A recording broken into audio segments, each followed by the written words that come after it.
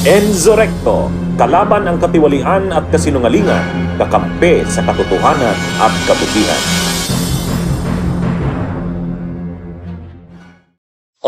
Ang PNP at ang NBI ay nagbuo na ng mga tracker teams.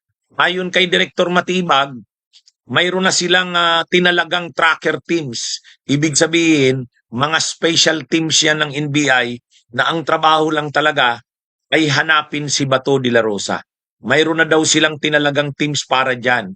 Ang kanilang mga directors, regional directors ng NBI, mga district offices ng NBI sa buong bansa, ay naalerto na rin na i-monitor ang posibilidad na nasa kanilang area si Bato de la Rosa. Ang PNP din, ayon kay PNP Chief Nartatis, ay minomobilize na rin ang kanilang buong persa para mamonitor kung nasaan nga si Bato de la Rosa. O yan mga kabunyog. Kaya sabi ng mga autoridad, seryoso nila na tinutupad yung order ng DOJ. Kasi nag-order na ang DOJ eh. Sabi ng Department of Justice, arestuhin na si Bato de la Rosa. Nung una kasi, wala pang malinaw na order ang DOJ. O ngayon, mayroon na eh. Mayroon ng malinaw na order ang DOJ. Kaya ang PNP ay naghahanda na. At ang kanila daw na mga units, pati CIDG, lahat sila naghahanda na sa pag-aresto kay Bato. At gumagalaw na sila ngayon. Mayroon ng mga teams ang NBI, tracker teams. Philippine National Police Chief General Jose Melencio Nartates Jr. says the PNP has mobilized tracker teams to arrest Senator Bato de la Rosa. In a statement on Friday, May 22, Nartates says the tracker teams are coordinating with the Department of Justice and the National Bureau of Investigation. The PNP chief says he has instructed all local and specialized units to ensure that any action against De La Rosa follows police operational procedures and respects human rights. Justice Secretary Frederick Vida earlier said that the International Criminal Court warrant against the senator was now enforceable. Vida added that the NBI and the PNP were instructed to arrest De La Rosa. The order came a day after the Supreme Court denied De La Rosa's request to block the enforcement of the ICC warrant. Meanwhile, Nartates says the PNP will perform its legal duty professionally and without political bias. The ICC considers De La Rosa as a co-perpetrator in the Crimes Against Humanity case against former President Rodrigo Duterte over his administration's war on drugs. Kaya sa totoo lang, sigurado itong si Bato ngayon, nakakarating naman yan sa kanya. Sigurado kinakabahan na rin yan. Kaya lang ang sabi naman ng mga autoridad, mahirap kasi itong si Bato kasi alam niya ang galaw ng PNP. Alam niya kung paano mag-operate ang PNP. Pag sinabing may mga teams na hinahanap siya, alam ni Bato kung paano ang operation ng PNP. Kaya sabi nga ni Director Matibag, yung mga teams daw nilang kinasa, talagang matindi ang binigay nilang trabaho ng pag-iingat. Dahil nga, hindi simpleng fugitive from justice si Bato.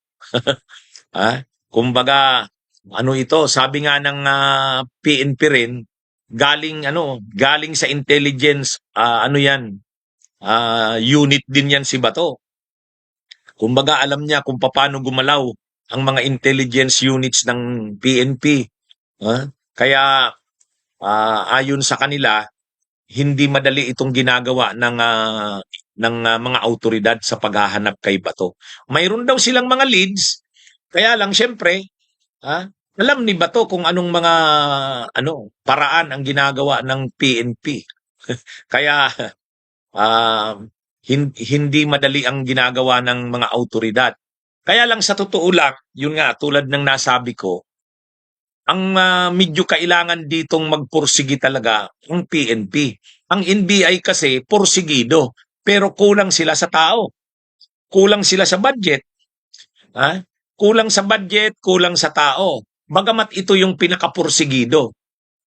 Kita naman natin ang galaw ni Matibag eh. Ang marami sanang tao ay maraming pondo para sa ganyang operations ang PNP. Kaya lang ang problema sa PNP Ay di ba nakita naman natin, noong araw ng kaguluhan sa Senado, nakikipagkwentuhan pa nga, nakikipagbiruan pa nga, nakikipagtawanan pa nga si John Vic Rimulya doon. Nung una nga, naniniwala pa si John Vic Rimulya na pinasok talaga yung Senado. Di ba nag-press con si John Vic Rimulya at saka si Cayetano? Sabi nila sa press con, pinasok, may mga armed men na nagtangkang pumasok daw sa Senado.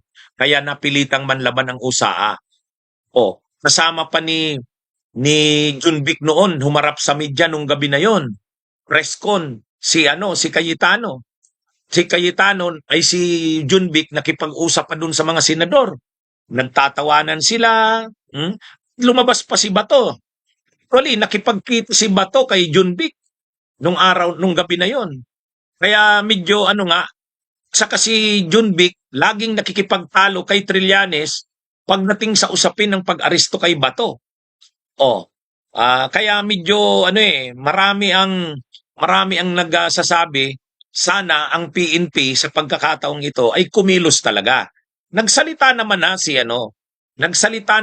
John Vic. Sabi ni John Vic Rimulya, susunod sila sa order ng DOJ. Kaya lang gaano kaseryoso sila na sumunod. Kasi ibang bagay yung nagsabi ka, ibang bagay rin yung totoo o porsigido. Kaya makikita natin yan sa susunod na mga araw kung yun bang sinabi ni John Vic Rimulya na magko-cooperate na sila dahil may order na ang DOJ, gagawin na nila ito, aarestuhin na nila si Bato. So makikita natin yan mga kabunyog sa susunod na mga araw. Bunyog, halikan na kasama ka. Bunyog, kapag buklod ay may pag-asa. Luzon, Visayas, Mindanao, isa ang pananaw. Sa bagong Pilipinas ang bunyog isisigaw. Bunyog.